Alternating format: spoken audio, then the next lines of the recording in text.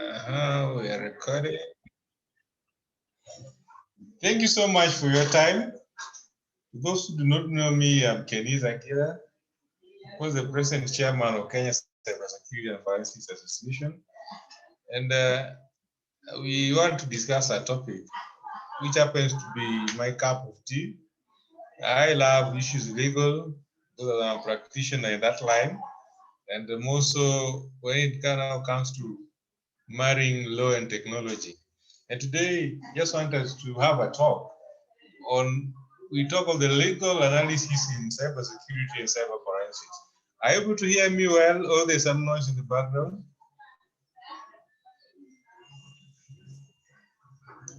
You are clear. Thank you. Now, on that note, when you talk of cybersecurity and cyber forensics, these are terminologies we normally use interchangeably, and people these days just throw them right, left, and center. But then, what does it mean? We talk of cybersecurity, cyber forensics, and other. Notably,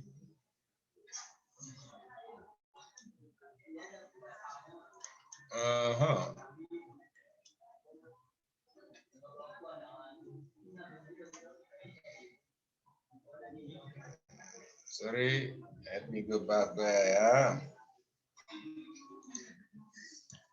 When you talk of cybersecurity, today basically we look at the three things. I'll keep it short. We're going just to look at three things basically, and we must begin our discussion with what is cybersecurity, and also what is cyber forensics, and then we go to the elephant in the room. How do you conduct cybersecurity? Did you know, if you don't, that Kenya is one of the countries a few countries in the world which have gone ahead to define cybersecurity in their statutes?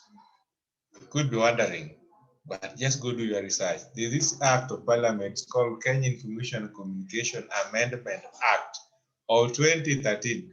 This act, it came about, if you people can recall, immediately after Westgate attack, when those bad guys, the terrorists, used unlicensed SIM cards and all that. So it became a hot issue. Then they went ahead and amended. There was a law that was in place, the Kenya Information Communication Act, but they went and amended it. So we have a version of 2013. If you go look at that law, it has in its interpretation article, I think section 2 should be, will give you definition of cybersecurity. But a quick one, what it simply means the following. If you can read from the screen, it's a wide, means collection of tools, policies, security concepts, security safeguard, guidelines, risk management approaches, actions, training, best practices, assurance, and technology that can be used to protect the cyber environment. Now you know, but that's not our topic for today. I know we could be talking cybersecurity, but then from the legal point of view, I'll ask you, tell me, what is it? And is it written anywhere? Now you know where it's written. It's in our Kenyan law, that is Communication Amendment Act of 2013.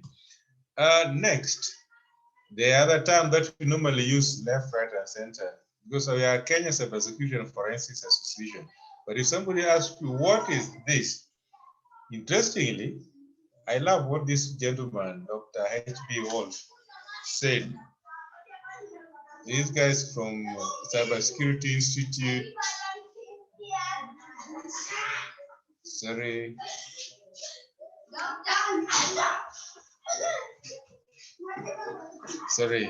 sorry for that noise in the background. He said the following: a methodical series of techniques and procedures for gathering evidence from computing equipment and various storage devices and digital media that can be presented in a court of law in a coherent and meaningful format. You know, one thing again comes here strongly. We don't talk of cyber forensics. Some come and say computer forensics. Some go ahead and talk of database forensics and all that. But don't be confused. There are so many variants of forensics as we have them today. But our topic for today, when you look at cyber forensics, which again, those data storage devices, the digital, the computing equipment and all that. Well, that was not our topic for today. Our main interest, now we come here. But before I go there, remember the following.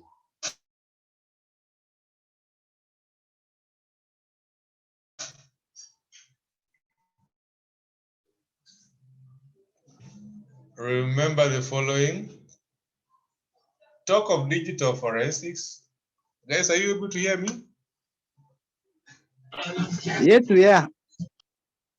Thank you. So when you talk of digital forensics, you could talk of computer forensics, you can talk of cyber forensics. They all mean one and the same thing. However, it also depends on the area of interest. If you talk about digital forensics, some people would say, it involves the so-called the binaries, the digital versions. Those which have the bytes, zeros and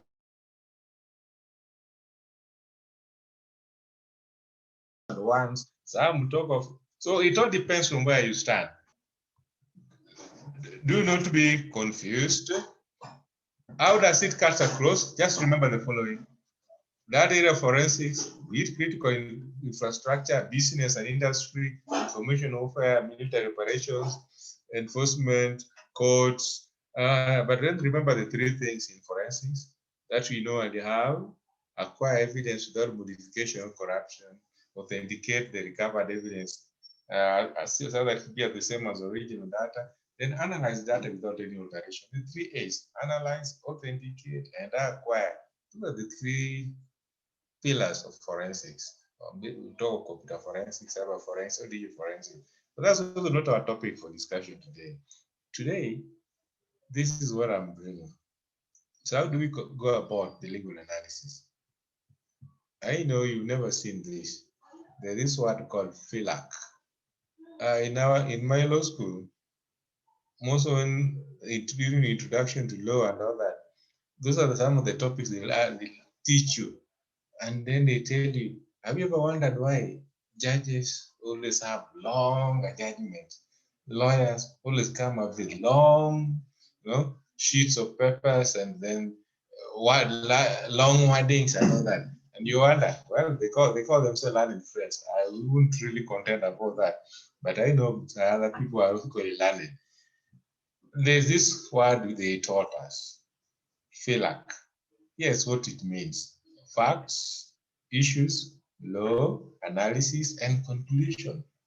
That word, it might appear simple aside, but whenever you see here a judgment being read, 20 pages, 30 pages, 40 pages, it always follows the same simple, the acronym we have there, FILAC. What are these? Talk of the facts of the case. What are these? Issues for determination. What is it? Laws that are applicable in that case, and the analysis. So you need to now marry the law and the facts that are there. And end result, you make a conclusion. And that's why now you hear them hitting that bench, that as a result, you're sentenced, you're found guilty, not guilty, and all that. But for that to work, allow me to show you this. This is case brief. I'm picking a case that I've participated in, and actually, even now we went there as cases experts. And I'm picking this purposefully to show the bigger picture that we are experts in making, and you don't need to shy away from even attending some of these court sessions as long as you have what it takes. Now, in this instance, this is a company in the airport. So they had an issue with CCTV footages. One of the employees, they had issued some fight, and somebody's clothes were torn. So what are the facts of this case? Now, KCSFA received an invitation and request to conduct expert forensic investigation on behalf of Total Touch Limited as a result of alleged assault of a staff. KCSFA experts were to review the closed-circuit television CCTV installed by the Total Touch and advise on its admissibility.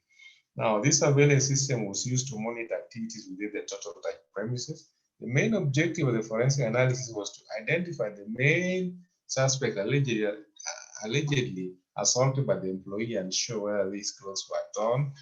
Now, briefing was done, of course, by the digital touch IT staff and the advocates, and from that point, we have to do some analysis on the NVR, do some physical imaging.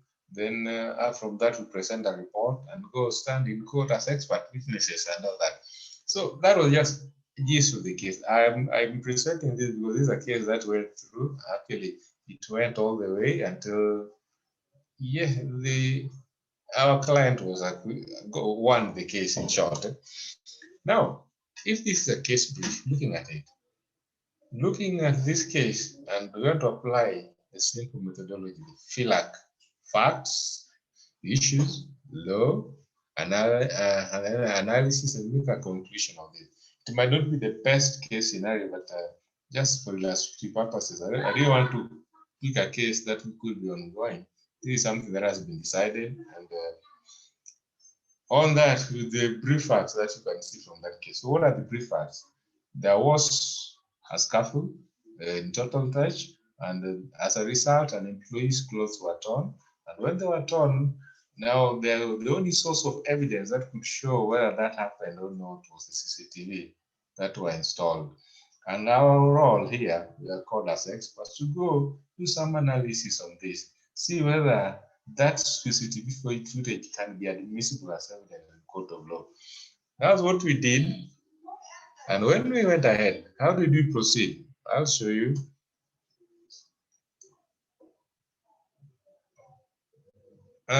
How will you apply FILAC in the above example? I don't think it's a difficult thing, but maybe because the word could be foreign. Let's see. Let's proceed. It shouldn't be a surprise per se. We proceed. Now, this is how we did it. Maybe I can take you back.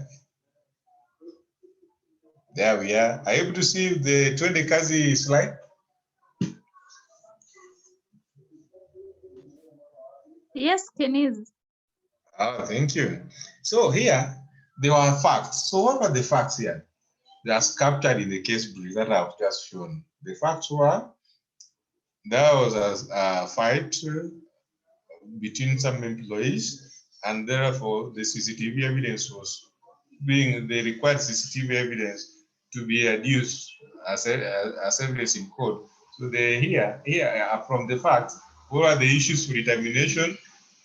The issue here could do. There were so many issues involved.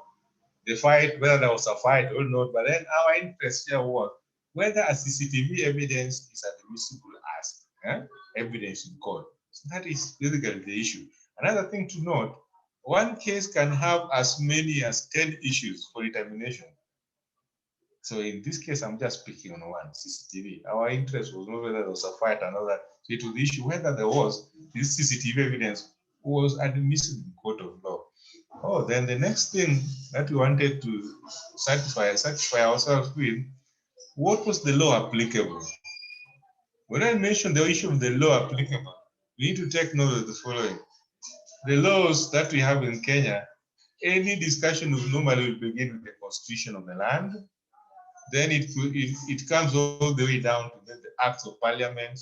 Then could be subsidiary legislations, bylaws, the regulations here from the county, or the regulations here from the all that. Then it goes all the way down to case laws. So even case laws here form part of the law applicable. Then the next thing that happens when you're applying that FILAC, you learn to look at the analysis. Of course, the analysis will view the next slide, and of course, the conclusion. What was the finding? So how did that look like? This, let's read the following.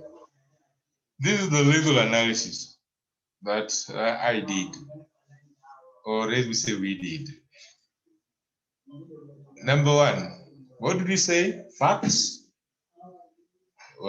issues that were raised, and then the law that was applicable, and then the analysis that was done, marrying the law and the facts that were applicable, and making a conclusion. So in this case, what did we do? We can read together. CCTV video, actually, whether that is the issue here, the issue number one, whether CCTV evidence is admissible in court of law. So our legal analysis proceeded as follows. CCTV video footages are admissible as evidence subject to some conditions. That is the general legal position.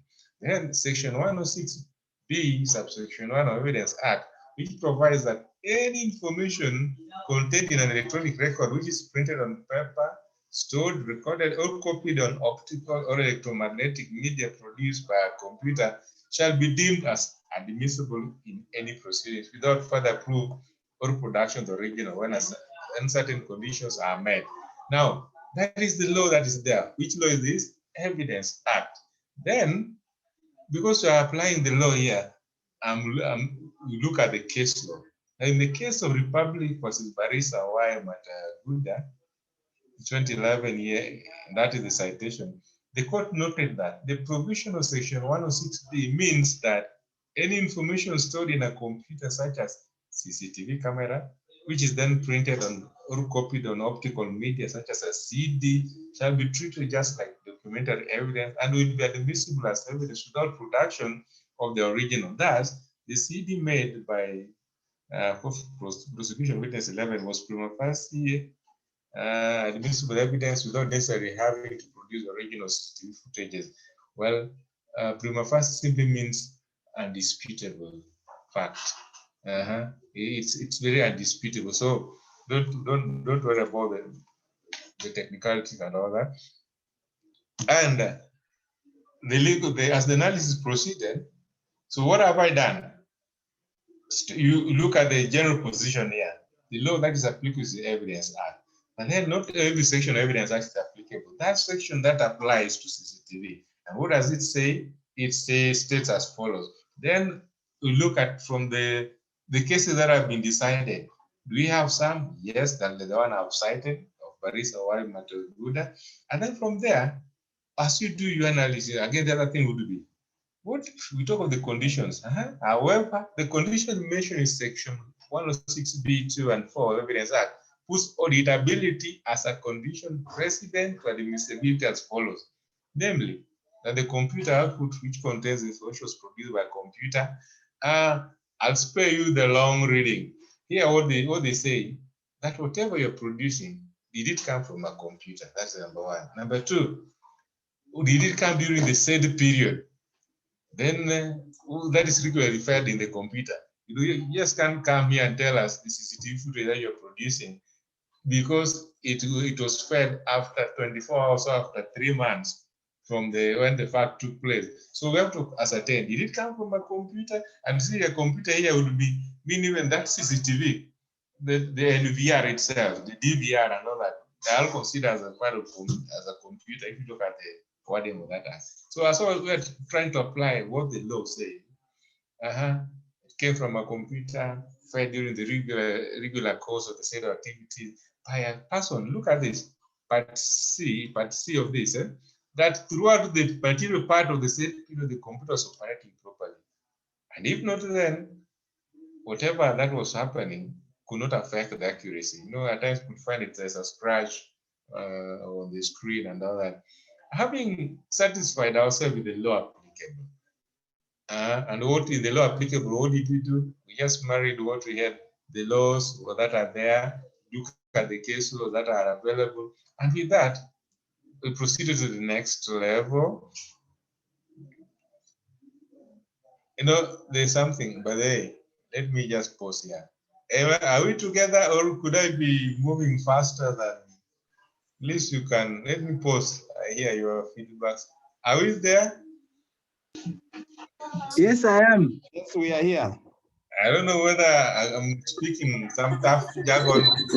Yes, we are here. We are following. We are following. We are following. Oh, thank you. So we look at the facts. What are the facts of that case? So you look at, there was an issue here about CCTV, okay, fine. And then if it's CCTV, so what is the issue? There could be so many facts, but then what is the issue to be resolved? You could be having like 10 issues. Then now you go to issue after issue. In this case, I'm trying to do some analysis on the issue whether CCTV footage is admissible in court of law. And then what have we seen from that, the preceding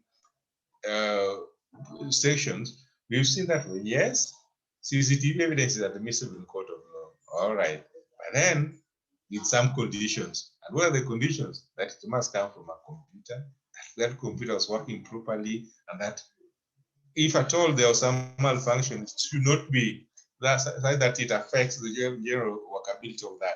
In nutshell, they want an auditability trail whereby whatever is purported to be produced, you can also create some auditability trail. But then there's another thing about that act. Of course, it provides for some certificate and all that. So in this section, look, in the case of County Assembly of Kisumu and 2 others, versus Kisumu County Assembly Service Board and 6 others, 2015, this is the citation.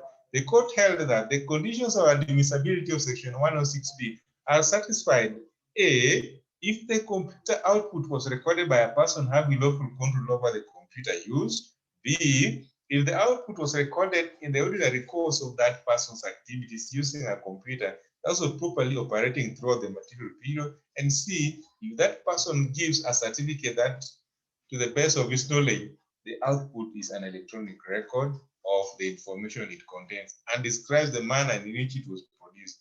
In addition, the court noted that Evidence Act does not provide, sorry for the typo, does not provide the format, the certificate, the format of a certificate that is required under subsection 10, 106B subsection 2. Therefore, should take note that the certificate can therefore take any form, including averments in the affidavit or of the recorder. In other words, affidavit does not, a certificate does not necessarily have to be written. At times can be just a mere affidavit and all that. But then it must have such features. Now, having brought all those legal, the citations from the Evidence Act, looking at the case laws that are present, then we come to a point now we have to marry the facts of this case and the issue of being determined. And then you say, in the instant investigation, the CCTV footage were obtained from the NVR and securely backed up in a laptop by a person who had lawful control of the CCTV. That is Arnold Shikami, sorry for mentioning that name, but the ICT administrator of Total Touch Limited. A certificate detailing the entire procedure is here attached. In nutshell, the CCTV footage analyzed are authentic and are admissible in court of law. Now, with all this, what have we done? Have we even tried to apply the FILAC?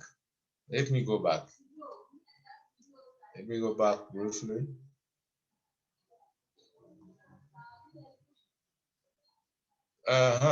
We were here saying now, if you were to apply the issue of legal, we are here. So how do we go about the legal analysis? We say, yes, whenever you're presented with a case that involves forensics, cybersecurity, and all that, you can also borrow a lead from the lawyers.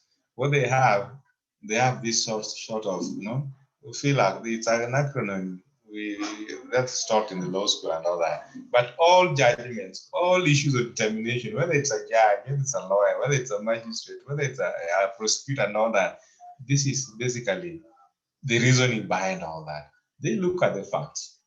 And once they have the facts, that could be so many, then they have to decipher from the facts what are the issues for determination. And once that is done, then they bring their mind to, do we have laws in this country that deal with that matter per se? And if these laws, then they will always begin their point of looking at things from the Constitution coming all the way down. And once that is done, then even the case laws, and then they make a conclusion. So in this case, what did we conclude? That CCTV evidence is admissible. It's an admissible piece of evidence. And what backing do we have? what they call the Evidence Act says, and even brought all those citations that evidence does purport, even the conditions for admissibility. And then we came and now married the conditions of admissibility versus what was done to make that evidence admissible. Actually, in that case, there was a contention that, you know what, that evidence might have been tampered with. So the issue of certificate also came handy and all that. And with that, I said I'll make it short. Let me hear your feedbacks on that point. Who has a question? Who has a comment?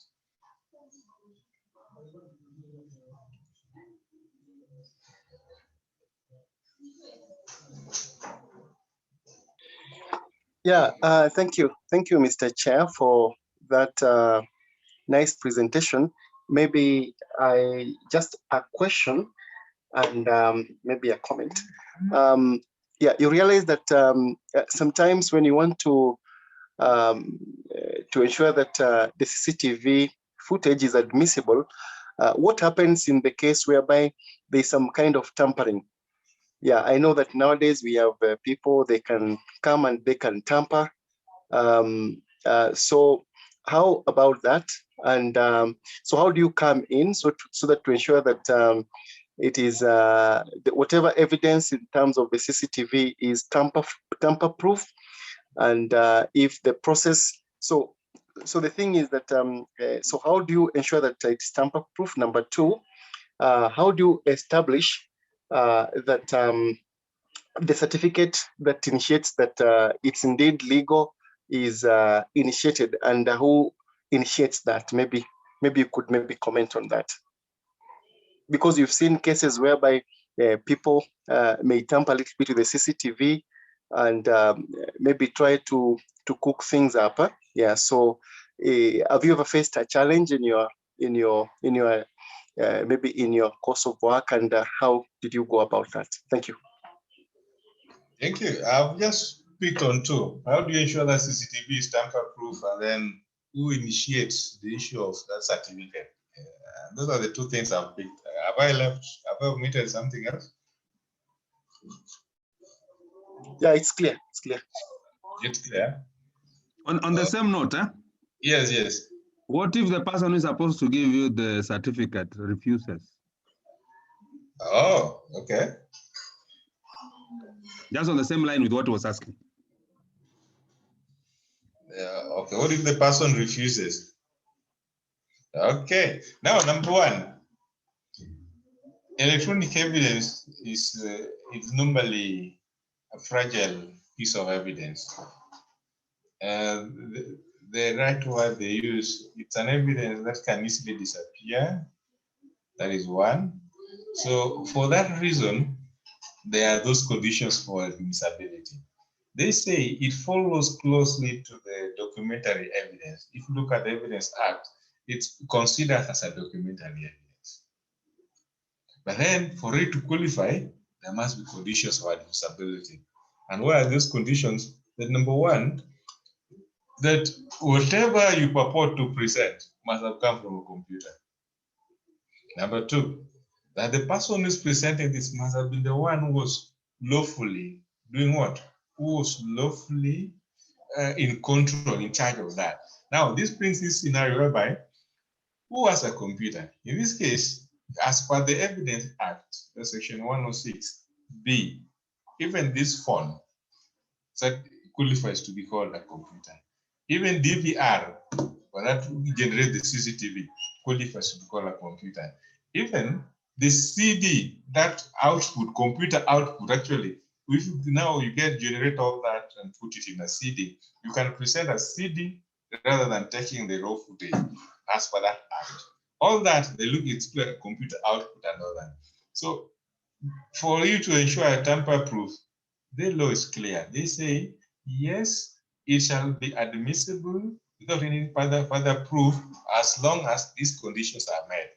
But whatever you're presenting came from a computer. How do you know it came from a computer? Show us the make, the serial number, that all that you show us that it's a computer, okay? Could be a phone. Which phone is this? Does it work properly and all that? You need to show that. Then the two, in addition to the whether it's coming from a computer, was that computer working properly? You know, there are various ways you can know whether it's your computer or your phone or whichever gadget is working properly. There's always performance issues, standards in some of these things. You can't show that. If there was some more data and all that, was you can now annex that, whether it was working properly. But in the instant where there could be a malfunction, you need to show whatever, whether it was a crash, or a crack, or maybe system error. The instances where I find is the CCTV, but then the timings for some reasons are backdated, yet it's recorded something. So you need to show, okay, whatever it is, yes, but the timings are not right, but then this was the reason why it's ABC. You need to show that. And then the other thing, by the person who has lawful control, we say by the person who has lawful control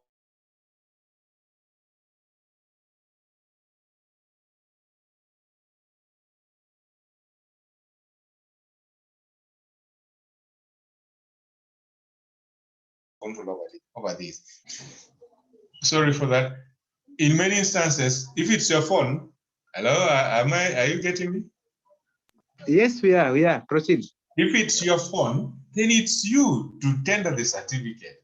If it's a computer for the department, there is ICT administrator to tender that certificate. If you look at that act, it's categorical, but the person who has lawful control over the use of that device or management or whichever is applicable. So, it gives leeway. So if it's the head of the department, it's that person to do that.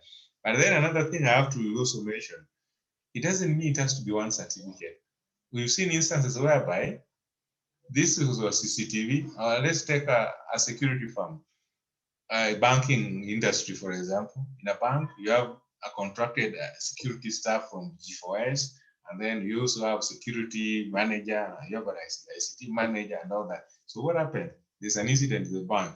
And then they want to get a certificate. So what would happen? Number one, you will find a scenario whereby for you to get that CCTV footage, you must contact G4S and all that. So if they're the ones, the custodian of that system, then they are the people to give us that certificate. But then once they have given that certificate, it's now moving. You obtain, you image the image from the DVR. You're going to do analysis in maybe a forensic lab X in down in Westlands. Then as they do the analysis, having done all that, they also need to tender a certificate. Yes, this is the image we received, and because it has hash values and all that. Once that is ascertained, we did the following things and all that, and then for that reason, yes, and it's signed by even chief forensic, whatever. That's the certificate. So what am I saying? For you to ensure that there's tamper-proof, of course, once you are doing the imaging, you must do the hashing. So whether it's SHA-1, secure hash algorithm, whether the message digest version 5, whichever it is, whichever form that you will have, most of the forensic softwares have this feature. That hash algorithm values will show us, because if it's a dot, it generates a different thing. So that again will help you know that. Then number two, for you to ensure there's no tampering, many times they use write blockers. If it's in forensic, those farms and all that. But I know the instances where you don't have a write blocker. So what do? Yes, show us what you've done, detail it. So that is on that point. So we initiate this, whoever is in control. If it's your phone, give us a certificate. If it's not your phone, if it's the management, let them give us a certificate. And then the other thing, if the other person refuses to give you the certificate, what do? Yeah, that becomes tricky, because at what point is the refusal coming? So if maybe from a department X and they're the culprits and they're refusing to give a certificate and all that, I think you can now use the other due procedure of law. There's what you call disclosure, e-discovery, e-disclosures, and all that also have legal methodology, how they can be obtained. If it's a matter of getting court order, let it be. And all that. Yeah, have I answered the question? Yes. Okay. Now, I'm also seeing. Sorry, so Yes. I just wanted to maybe add on something. Yes, please. Now, when